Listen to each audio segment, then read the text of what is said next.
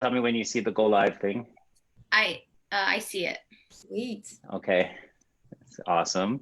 So then this is the go live bit where we're live, everybody, but then I still have to kind of make sure everything gets tagged right and we're all there. So I'm gonna put this out onto my page too. Share to my page. And I think we're all there. So hi, everybody. Welcome to the What's on it Elephant and Castle Facebook page live talk today with Luciana Carvalho Se. I think that's about right. Who's going to be joining us from Portugal. And then also Melissa, who's over in Toronto. Luciana, how are you doing today? Yeah, I'm doing very well. I was telling Melissa it was around 37 degrees in Portugal, Celsius. So very hard to stay indoors, but also, yeah, I'm really grateful to be with you guys today. Nice. And Mel, how's things over in Toronto? It's okay. We have a break from the heat wave, so I'm feeling okay. Okay, Luciano, give me another one on your name again, because I don't want to get it wrong. I know I only had 30 seconds to practice it, but it's Carvalho Se. Carvalho Se, yes. Right, and I know we were kind of like having a little bit of a talk about it, but this is 3 different names. Explain why you have the 3 names. I think it's interesting. So we were talking about, name, backgrounds, nationality, identity type stuff. I'm Brazilian, Portuguese, and in Brazil, typically what happens is you either add on all your parents' surnames, so you can have all of your mom's and all of your dad's surnames, but in the very patriarchal and machista society that it is, bear in mind, I love Brazil, but you have your mom's surname and your dad's, and your mom's often gets cut. So you usually say your first name and your last name. And I, purposefully said, actually, I want to use my mom's and my dad's. And also because Se is just S-E, and people usually ask me what it means, and it means nothing, just surname. Right. Okay, so I also, we've had some amazing guests on this Tuesday talk that we always do, and everyone sends me a couple of sentences bio, and it's always we have impressive people, but I want to read your bio, okay, because this blows me away. So I'm going to read this, everybody. Luciana is an award-winning entrepreneur, innovator, human tech evangelist, and co-founder of MindCheck, which we'll be speaking quite a bit about. A digital platform enabling holistic B2B and B2C mental health assessment and understanding for individuals and enterprises. Passionate about purposeful innovation, conscious leadership, and a D&I. She is an international keynote speaker with TED Talks, SXSW, Cannes, Lions, Oslo Innovation Week, a board member and mentor and advisor, community catalyst, that drives macro level empowerment and change as Lisbon's ambassador for the European Digital Society, Women in Immersive Tech Europe, Portugal Agora, Disruptive Council, the Series Q Network, and BARAR Associate Portugal. She was recognized as an Evening Standard's Progress 1,000 Most Influential People in Tech in 2019, honored into the BIMA 100 Rising Stars in 2018, and elected and founders of the future named Code First Girls 25, amongst other things. So how old are you? I'm 30. It's so impressive, Luciana. Can you kind of give us a little bit of a background, apart from that extremely impressive bio on you? Give us a little bit of a background of who you are and MindCheck and what exactly that is. Yeah.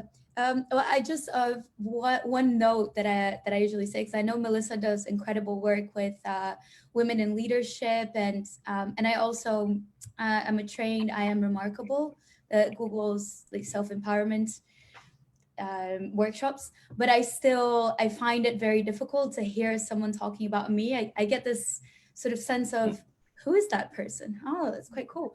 So anyway, imposter syndrome aside, Right. I just think it's, I'm led by passion. So everything that I've achieved, I kind of, usually, it's, I usually find the next mountain. So that's, something for me to work in therapy.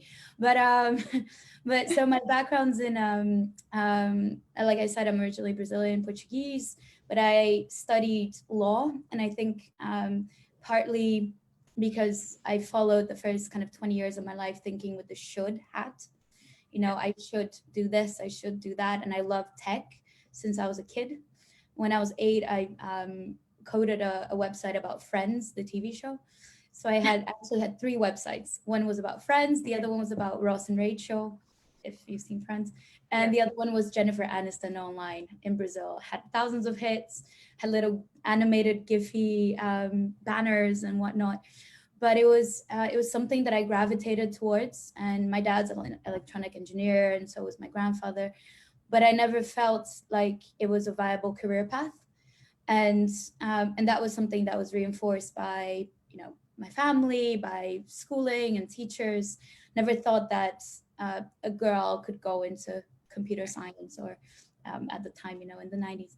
But I then, followed this very straight path of law, and didn't know what to do with my life, went into international business. That's when I started hanging out. I was in London at the time.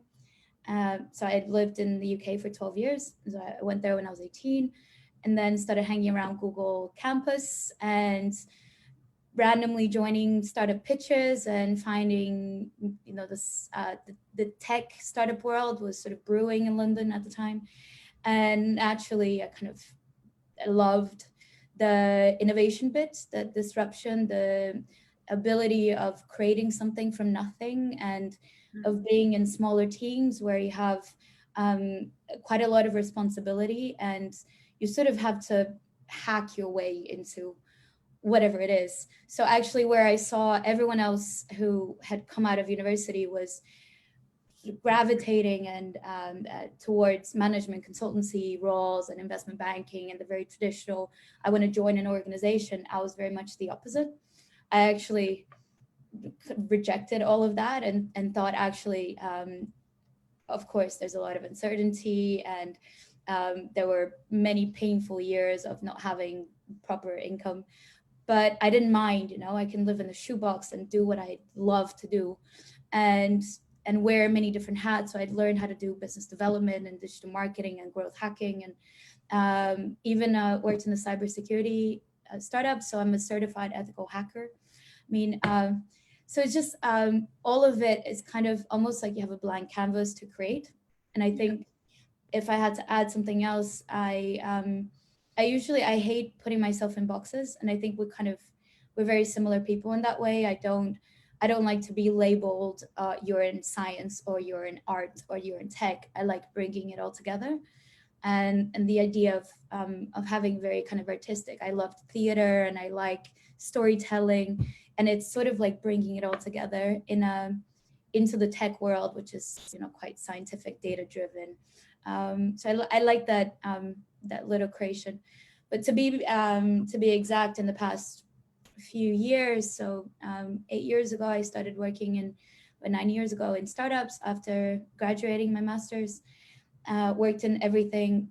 tech, so ed tech, fitness tech, cybersecurity tech, you name it. And then about 5 years ago, I was working on a project that was creating a platform for memory palaces.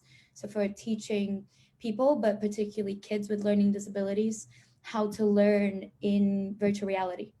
So using visual and spatial cues instead of text. And then that blew my mind. So I fell in love with VR, as you do. And in like 2015, 2016, I spent the following 3 years in immersive tech. Have a very big role still, sort of doing thought leadership around bringing women in immersive tech. I'm the ambassador here in Portugal of Women in Immersive Tech Europe. started, I'm very passionate about communities, like I know you are too. So I started this group called Women in VR AR UK in 2016, and that grew to about 500 plus people in 2-3 years, which was really exciting.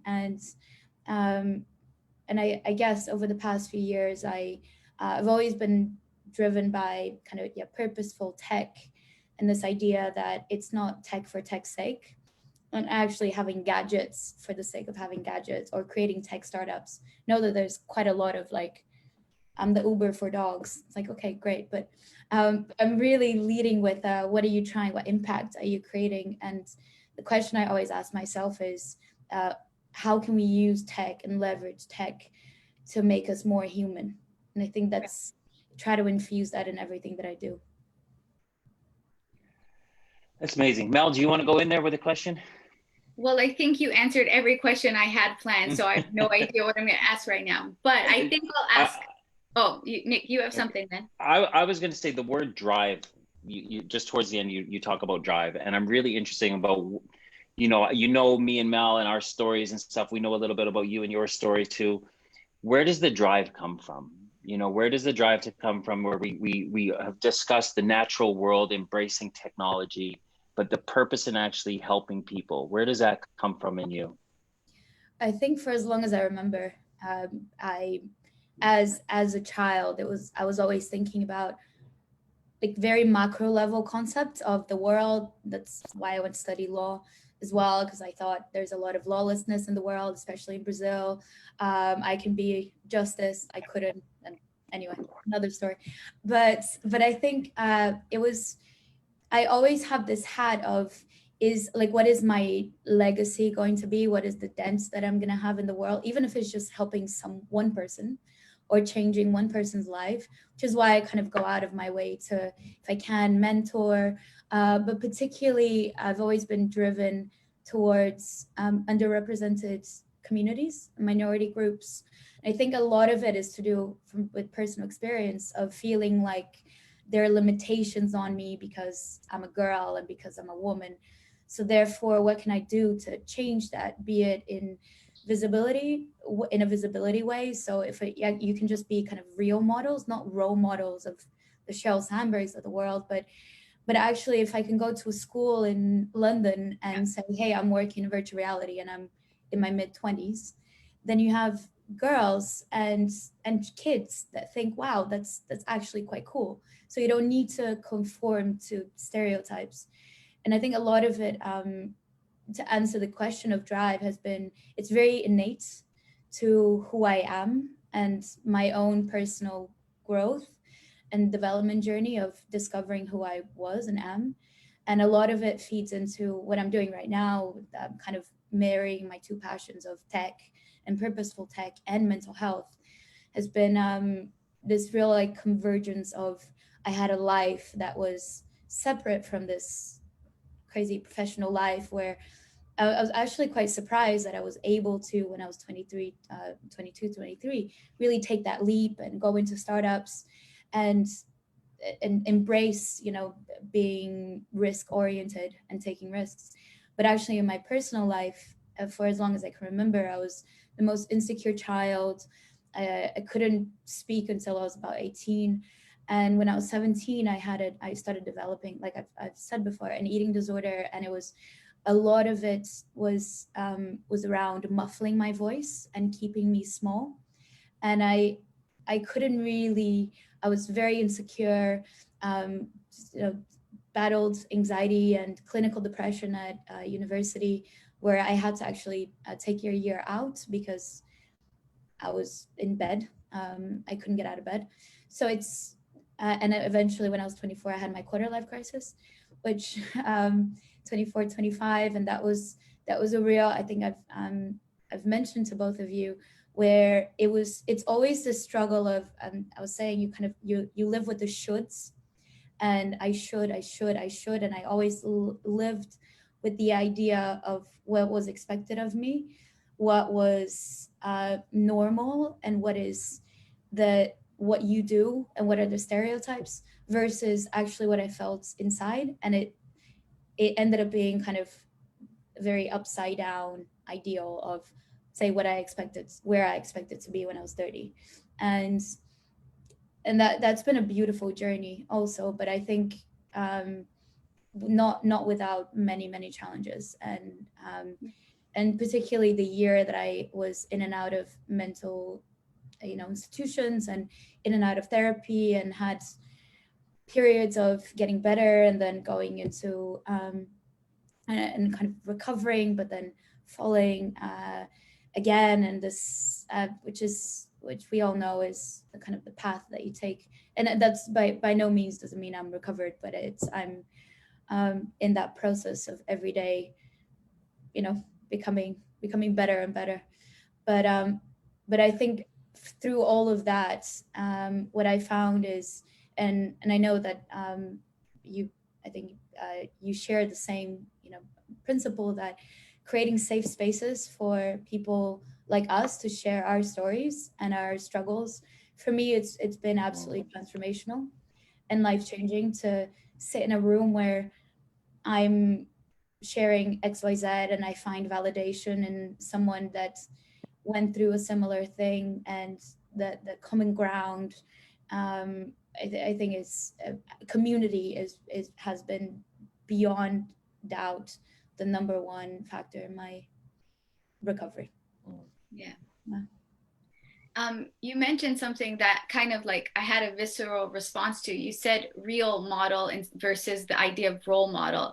And for me, when I hear that, what comes to mind is like, well, you mentioned the importance of community, but with community, I think what we're all doing too is trying to make it accessible to everyone based on whatever point of their life they're at, because it does look different in different points and different progresses of healing, or if you want to use the word recovery. And I mean, everything's such a progress, everything is so non-linear, but we are living, like you said, in these boxes that society wants to put on us, like everything should look this way, and 1 equals 2 or whatever, 1 plus 2 equals 3, all that stuff. Anyway, I want to point that out. So what has your experience of even using that language, real model, what do you think the effects of girls watching you, like being able to see you in real time and all the things you've been able to achieve, what do you think, how do you think it lands on young girls, and what do you wish, did you ever have that experience growing up where there was somebody who was a real model for you? That's a really good question. I think I always put people's in sort of like high esteem, like they were better than me and I was aspiring to be them. And also it tunes in, this is a funny story, because when I was 24, I also came out as I'm gay. And I remember throughout my life really admiring women, and it's something that we share, kind of my friends who also came out later on said the same thing. We just admire women. I just admired women, and I had this like fascination. But actually it was, I think, bearing in mind I was also attracted to them. But I think on one hand it was, it was always intangible. It's almost like, perhaps one of the things that I love about tech is how it started democratizing it a little bit more. So I know that we've got, Instagram influencers and whatnot, and these people that try to portray their lives as perfect. But I think it also gave us a window into a huge amount of people out there that are doing an enormous amount of things that aren't the stereotypical things.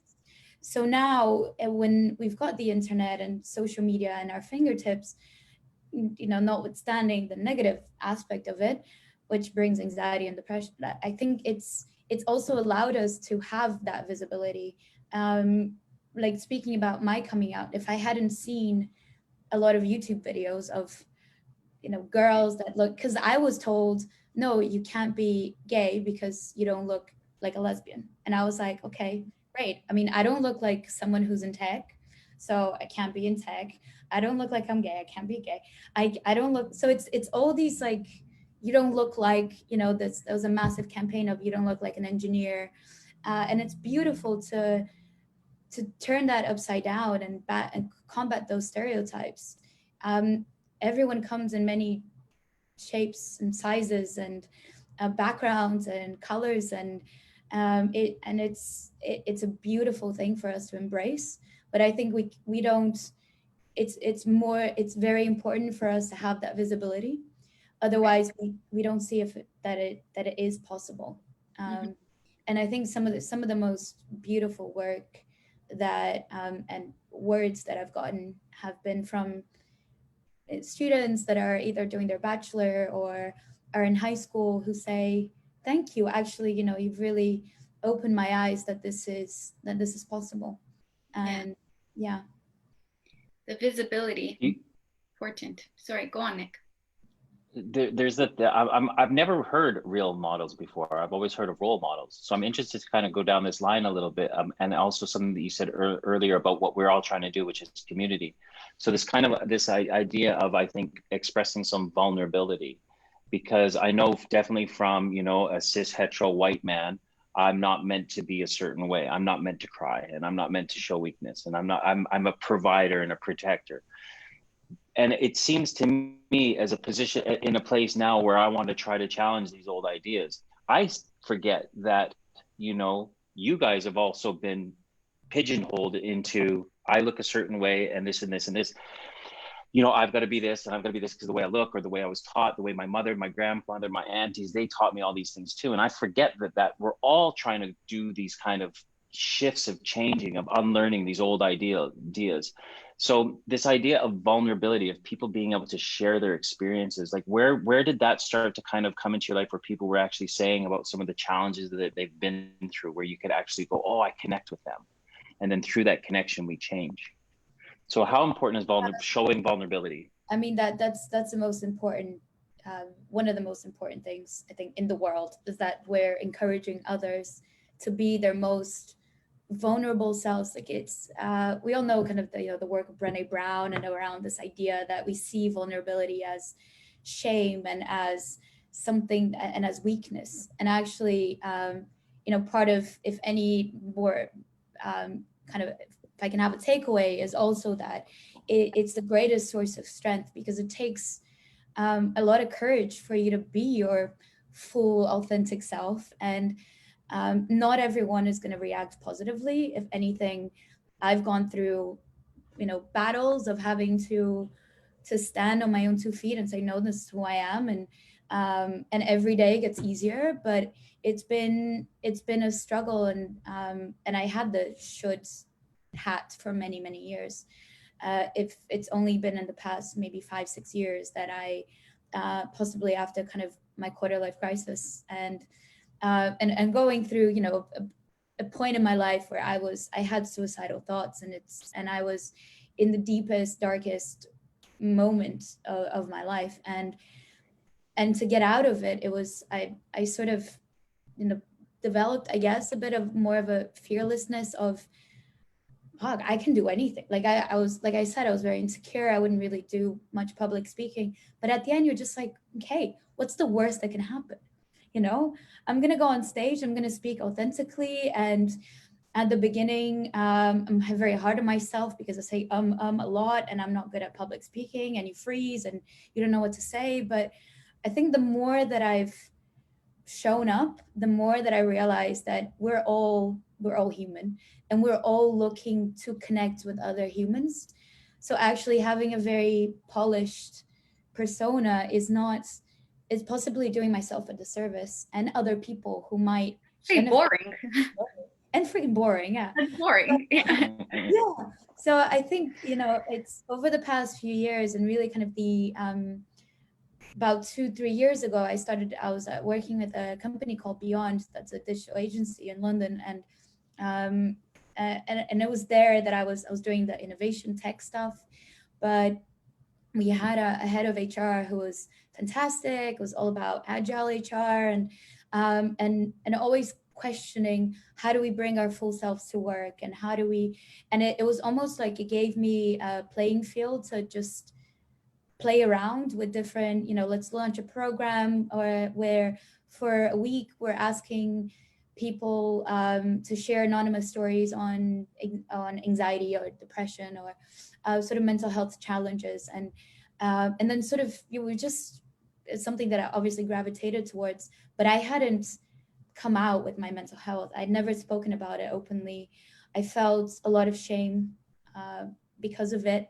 I felt I was going to be judged professionally and personally, and it was very difficult. Kind of my closest friends knew about it, and some people in my family, but it was also something that I think I heard from my parents also. You know, don't talk about depression, don't say that you're on antidepressants or that you've had a history of mental health, because you might lose your job or you might not get hired, or there are all these, you know, these presumptions, I guess. And it was the same with my mom said, don't say that you're gay at work. You know, you'll have not only you know, harassment, but it was all these fears of what might happen if we are authentic and if we are vulnerable. And we see it with, you know, leadership. I remember at the time kind of very organically starting to launch like a diversity and inclusion program and a mental health program. And I was working, talking to the CEO about telling his story and being more and showing the sides of him that were less tough and less results driven and KPIs. And he felt like it would be a detriment to the company if he showed that side of himself, which, you know, feeds back into what you're saying, Nick, about the program that you're launching about being tender, and actually like, let's demystify this idea that men have to be tough and that women have to be kind and polite. And I mean, kindness is good, obviously, but you know what I mean, like to quiet and polite. Yeah, and to be good girls. And I think there's a lot of harm that's been done through the mindset that we get, and the stereotypes that get reinforced in society from the get-go. So what was the question? Kind of lost myself in it, but well, vulnerability and stuff like that. Vulnerability and being authentic, and it's really, but it's not something that comes, I think, easy in the way that society has been designed. I think it's incredible to see over the past few years how much progress we've done in destigmatizing mental health and talking more openly about, you know, mental health does not equal mental illness, and actually trying to shed a light over all kinds of challenges that people might have, and you know, that's essentially kind of the mission that we have with MindCheck, where we're trying to use evidence-backed assessments to get people to understand in a holistic way what's going on, what are their levels of stress and anxiety and potential burnout and depression if it is, but really encourage. And I think it's also important to have, like you were saying, meet people where they're at.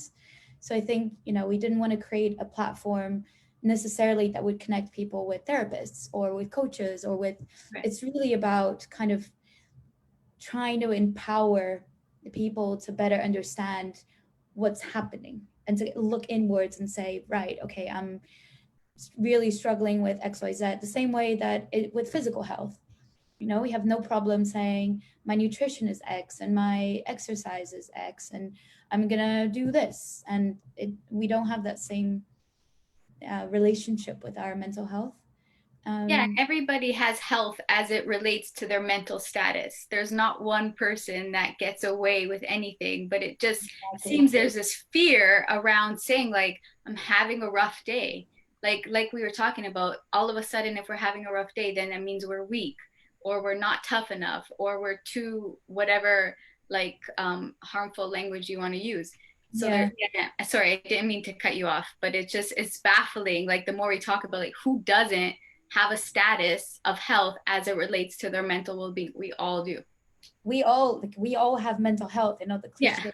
And also I think it's important, kind of the work that like we're all doing around like helping people better express themselves. Right. Because it's say if I speak to my dad, he has, like, you know, 3 default emotion systems. Like he's okay, he's not okay, he's happy. Like it's not, he doesn't have that nuance of where I think, you know, paradoxically, you can be really happy and ecstatic, but also frustrated at the same time, and actually understanding the complexity that we all experience as humans, that we can be kind of nervous in anticipation, but also content and all.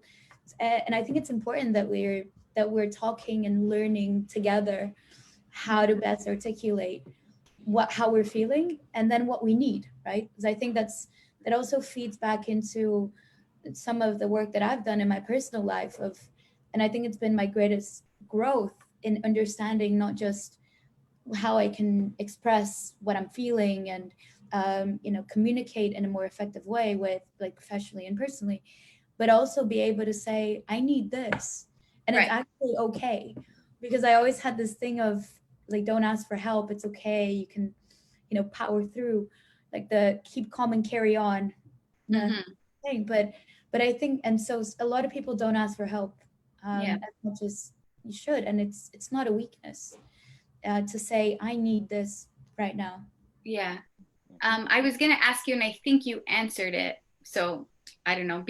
I don't answer if you don't want. But you've been able, both professionally, and like, I don't know you personally, but in other areas of your life, I'm gonna assume, been able to show up for others, what especially professionally, in creating all these amazing resources and tools for folks. I'm wondering if you can talk about, if you're comfortable, ways that you showed up for yourself that has helped you been able to really bridge what your drive, what your passion is, and also your own mental well-being and security. Yeah, that's a really good question. I think I've shown up more in the past few years. I mean, it's all part of the process, but I certainly see. And I was talking about this yesterday with a group of friends, where we try to keep each other accountable and whatnot, and like how, you know, female founders unite. But I think I've really seen certain things that perhaps kind of, you know, in a relationship, for instance, where I wasn't able to really put my boundaries, set my boundaries, and say, look, I don't, you know, I don't deserve this, or I don't. So really kind of speak up and say, these are my needs, and this is, and really respect myself. I kind of, it's interesting to be able to, I think, go through, you know, periods in both relationships, personally and professionally. But I think recently what I've noticed, I'm able to better identify patterns where I could perhaps fall into a, actually, no, like this is, I'm going to go down a path here that is not going to be good for me. And I kind of take a step back and I identify it. And then I say, no, actually, I'm going to, so in a really kind of, doesn't sound groundbreaking, and it's very hard to, without giving concrete examples, to explain that, but just being able to identify, like, actually, this is not a good place for me. And typically I would have, for example, in relationships, I've tended to put the other first. And sometimes even at work, I've burnt out many times, where I kind of, you know, you're doing sacrifices because it's for the greater good of the company and whatnot. And especially being a founder and particularly of a mental health startup, I almost feel this good pressure now to, you have to walk the talk. So actually, the more that I don't want to sound like I'm being a hypocrite if I'm telling people to have better boundaries between their work and life, and particularly right now, we're all working from home, or home office, or home working, or however you want to call it. But I think it's really important to carve out times where you're blocking them out. And I've really showed up for myself in that way of saying, okay, I know that, you know, my brain is typically saying, actually, no, this is a really good meeting that you should have, and it doesn't matter that it's 10 p.m., just do it. Whereas now I can be like, actually, no, I need this time for myself. And I know that I'm going to be a better professional if I take this time for me, because I eat the classic, you can't pour from an empty cup. So if I don't allow myself the time to rest and unwind and take some time to nurture and protect my mental health, and I can help others. Yeah. Yeah. That's a good way to show I think up. I'd like to kind of move into MindCheck and what you guys are doing there. But before I do that, I want to kind of bridge this thing about technology, because I was listening to Dr. Alan Levinovitz, who was talking to Joe Rogan on his podcast, and he was talking about, you know, the natural human instinct and the bridge between technology. And he'd gone to Peru to do some research, and he was talking to an elder in a Peru village who they never had electricity, and they had installed some solar panels and lights in the village. And he said to the elder, thinking that the elder would respond in a bad way, saying, "Oh, technology, technology." He said, "What's it like having lights?"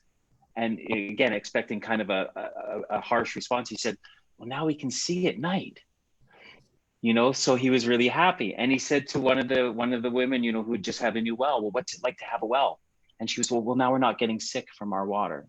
So it's this kind of thing of like how humans have evolved to use technology in a healthy way, but yet now it's this kind of this argument of like technology is actually hindering our growth. And I'm interested to know your thoughts on you know, the help, like we now need this technology as we're evolving into this new kind of way of life of personal distancing from people. So kind of what are your thoughts on still being human but embracing technology? Yeah, I mean that's everything that I'm about, is this idea of human tech, and actually let's make technology more human and put humans at the heart of technology, because I think it's such a powerful tool. We wouldn't be here otherwise. We wouldn't be be able to distill the message of what we're creating and what we're about in a way that we are, were it not for technology. And there's, you know, numerous benefits, and it's absolutely transformed our lives in indescribable ways. But it's also, I think, this idea of responsibility and ethics, which is another topic for, you know, another conversation, is very fascinating, because I think ultimately we are the creators of technology. So really kind of the concern around, say, bias in AI, or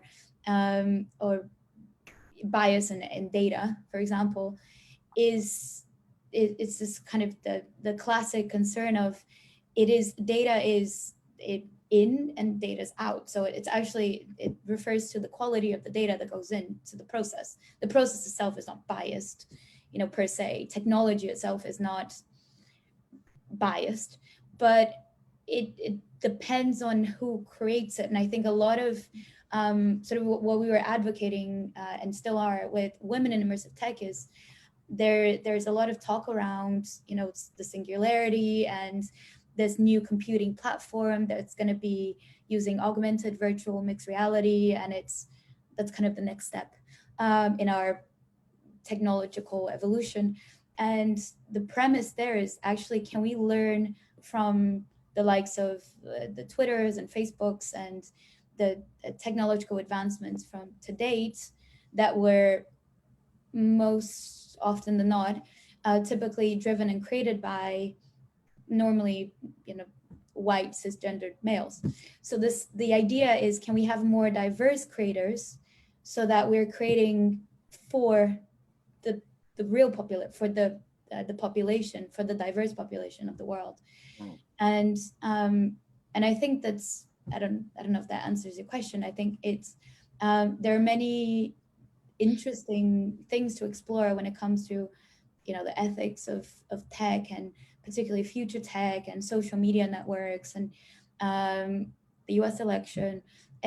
There's so much to unpack there, but I think ultimately what I hark back to is there's a lot that's been done, and we can't really combat, you know, the things of the past and the harm that they've created in a way, and a lot of it is driven, you know, by monies and by a very powerful few. But I think hopefully what we're starting to see, in the same way that we're seeing this wave of like demystification of mental health and And I think with COVID, there's been a real awakening. It's almost like we had a collective detox of, have a good friend and business partner who talks all the time about the collective detox that we went through with COVID, where we were forced to go into our rooms and really think about the impacts that we're having in the world. And actually the lessons that are coming out of it is we're forced to be still, and we're forced to embrace stillness and solitude to a certain extent, and to think about we're sort of moving, we're human doings and not human beings, and we're moving so quickly towards having everything kind of permeated by technology, so that we snap our fingers and we have a drone delivering our toilet paper, and all of these like utopian technological world, Black Mirror-esque world is sort of was like hailed as is like the Hail Mary of, well, the Holy Grail of where we're going in tech. But I think what we've experienced has been a little bit of a shift to actually what was really missing, and what is really missing when we're able to have Deliveroo or Uber Eats or our food delivered, thank God, because that's been kept me alive during COVID. But it's also really important to be able to recognize what was it that we missed the most, and what was it that really mattered. It wasn't the Zoom calls and your ability to order Amazon, and it was being with people in real life. So, and enjoying the outdoors and enjoying. So I think hopefully we're going to see this nation wave come up of embracing actually what it means to be human, and thinking about ways in which we can leverage tech, like I mentioned before, in this beautiful way of connecting, but also thinking about what is the extension into, driving meaningful impact and connection and growth for us as humans, rather than just, platforms. Mm-hmm. Yeah. Is it, Nick, did you have a follow-up around MindCheck? You can go, and then I'll go to wrap it up. Okay. Well, I don't really have a question. I guess I was just agreeing in terms of like, I think there is a fear around how technology can keep us distant and distracted from one another. But it seems like this new phase of ethical technology, which I really like, is this way of how we get to remain true to our values and our ethics and our sense of responsibility of being a person and a human, and just kind of nourishing it, heightening it without forgetting it. That was just my own comment, which is what I'm excited about, the work that's being done with you, with all your partnerships, but also with MindCheck in particular. Because for me, I always assume technology sometimes being robots or social media influencers, like the worst case scenarios. But when we see like actually we can have sustainable energy be created in places, or we can have conversations that can connect us when the world is saying physically we can't be together. This is a value, a piece that I'm trying to wrap my brain around, because I'm just scared of stuff in general. That's not a pen and paper. But yeah, it's a Black Mirror-esque world. Right? I remember when I worked in VR, it was everyone was like, "Oh, so you're gonna strap, a computer to your head?" Right. It takes you into an alternative reality. So it's like escapism, and you're not in the world. And what does that mean for loneliness and for just connecting, and actually, there's one side of it that, yeah, absolutely, there's some concerns and certain companies that are being invented to make sure that you're in VR as much as possible, which, right, Ready Player One. But there's also the whole other side of it that's about, the reason I fell in love with VR was this project that I was working that taught kids with learning disabilities how to learn using, that was severely dyslexic, and they were able to learn and retain information with over 90% efficacy in a gamified environment. And you're like, wow, yeah, like this is just another, and also in psychology and psychiatry, there's a whole the wealth of literature that explains how, and it's been trialed clinically, in terms of, you know, exposure therapy and PTSD and trauma, you're able in a safe and controlled environment to really work through what would be these your most pressing issues, which I think is incredible. So there's so much good that it can bring, but I think we have to, if I had to answer, you know, this, hopefully where we're going, we need to really be mindful of the ethics around it, and as we're building it, and be aware of those that are creating it, and ensuring that, for example, that we're building with inclusivity in mind and accessibility, and we're thinking of all use cases, and Wonderful. I'd like to get, as we're wrapping up, MindCheck now, you've sent me the deck, and I had I'm trying to digest the things that you guys do, but I also know you and I tried to arrange a call a few weeks ago, and you're like, Nick, I'm busy analyzing numbers, and I'm trying to get into your brain in terms of the fact that you can actually analyze numbers, which is a miracle for me because I don't analyze numbers. And I think it's truly inspiring. But now MindCheck, in terms of this world has changed. It's not going to go back to a normal. I think that we can all kind of say, like, you know, if you just have to walk out onto the streets, then with all the stickers everywhere saying about distancing and all that, it's not going to change. It will not go back. Sorry, it's not going to go back to the normal way. How important is it for people in any size corporation to think about what you guys do at MindCheck, to keep an eye on the mental status, the mental health, the mental growth of their associates and employees now, in terms of the fact that we are changing, and in such a, I think that's the thing, is like humans are so used to like this kind of slow evolution, whereas now everything's kind of being compacted into these like huge moments. Can you explain a little bit about how MindCheck is going to be a very valuable tool for corporations and companies?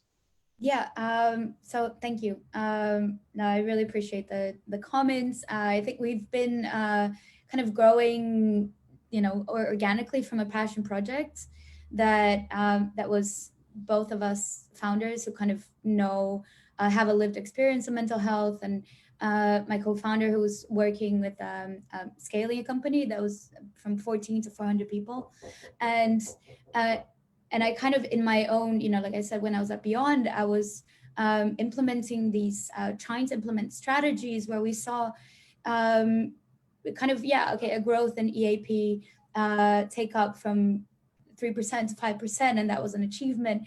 And so it's all kind of, you know, part of the process. I think to kind of answer your question succinctly, we've spent about 2 years really looking at validating lots of different assumptions of what is really needed, right? Because there's so, I didn't really set out to recreate the wheel or to create, you know, an all-in-one integrated mental health platform for companies. I know that there's players, really incredible players like Unmind that do that very effectively. There's Sanctus that's been doing incredible work. Both of them, I know that the co-founders, and I have mad respect for anyone in the mental health space. Kind of what was important for us was we started really kind of B2C in doing exactly what I was talking about earlier, which is trying to empower people who might not be aware that that something is going on, that either they have a lot of stress or have a lot of anxiety, and or feel like something's happening but they don't know what, and they're and they want to get a bit of a like science-backed, like industry, you know, industry valid, something they can trust, that will tell them, okay, you are on the spectrum, like you have, not on the spectrum, but you have, you know, these levels of stress and anxiety. And kind of we launched it as digitizing an assessment that's called the DAS, that's industry validated. And in the space of 6 months, we had more than 8,000 people a month. So that it started with a real need, and I think it goes beyond organizations. It's we started B2C, and it's really seeing that people striving to better understand what was happening inside. And then instead of we're validating those assumptions of, do you want to speak to someone straight away? Actually, no, what we were being asked for is, I want to understand, have a snapshot of I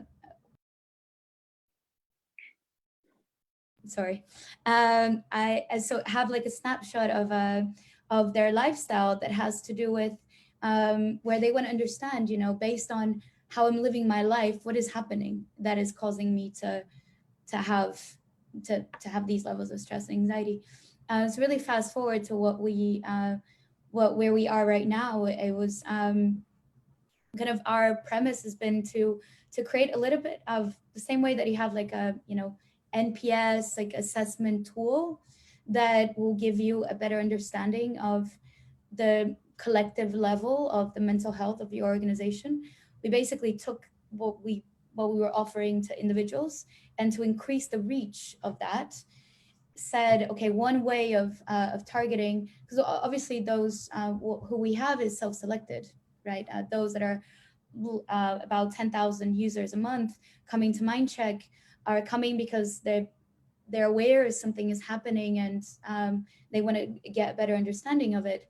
But actually, there's a whole side of the world that might, like we were saying, everyone has mental health, and it might be that we're able to have more of a preventative approach if we educate, raise awareness of the fact that we all have mental health, and we all have periods of stress and anxiety, and periods where we might be more apathetic, have depressive thoughts, and that's okay.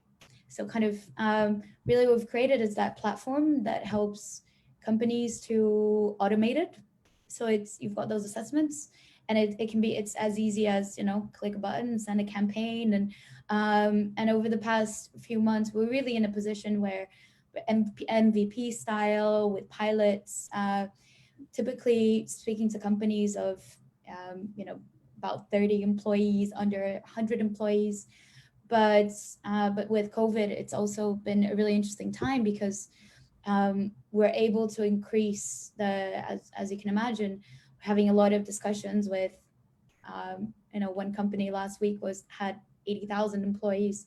So we're kind of from a tech side, I'm like, okay, well, we need to put on our engineering hats, because we do everything in-house, but it's really trying to get to a position where we're giving those insights, getting understanding blind spots from a data perspective. So I think to hard back to what you'd mentioned about the data, I'm an amateur data, I'm not a data scientist, but I know a little bit, and what we were working on when we were going to speak was actually a sub-project that we created that was looking at healthcare workers and frontline workers' mental health.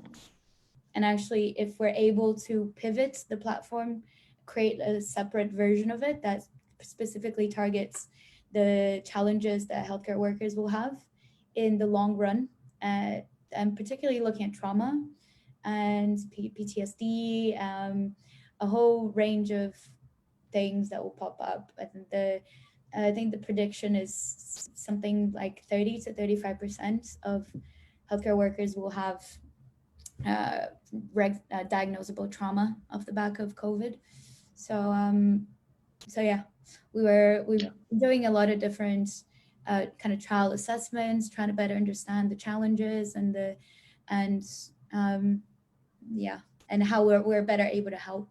So I think it's really kind of, if I have to answer the biggest kind of insight that we bring and value add is we're quite like modular, so very agile. So we're able to really go into companies. At the moment, we actually released a free plan for B2B because we had it free during COVID, and found that I sincerely believe that companies, even if you're a startup, a scale up, you need to be thinking already, especially in the startup world, about mental health and emotional health. And it's often something that's seen as, you know, when I'm a corporate, when I'm big enough, or when I have an HR department, I'll look at it. But actually, we're really passionate about working with teams as little as 8, 10 people to say, this is something you should be thinking about right now. So it's baked into the fabric of your organization. Yeah. Amazing. Mel, do you have any last thoughts? Just thank you. I mean, I learned a lot already, but no, thank you for showing up today for us and for yourself and for everyone. I appreciate it. I appreciate it too. Yes, Luciana, thank you so much. I think you're a remarkable person, and I'm very grateful that me and Mel know you, and that our passions and our purposes and our visions are all kind of aligning. And I'm really excited to see how our organizations can kind of cross paths and to ultimately help people in the future. So I think you're amazing. And I think we could probably talk for another hour or two. I have a feeling that Mel has some very delving questions to get to, but we're running out of time. Yeah. So thank you very much. And thank you everybody at the What's on at Elephant and Castle Facebook page. Don't forget that this Thursday coming at 2 p.m., Mel will be leading a workshop on, it'll be part 2 on remembering and recentering. So it's a really cool workshop to be part of in July. So thanks everybody, and we'll see you soon. And I'm turning off of Facebook.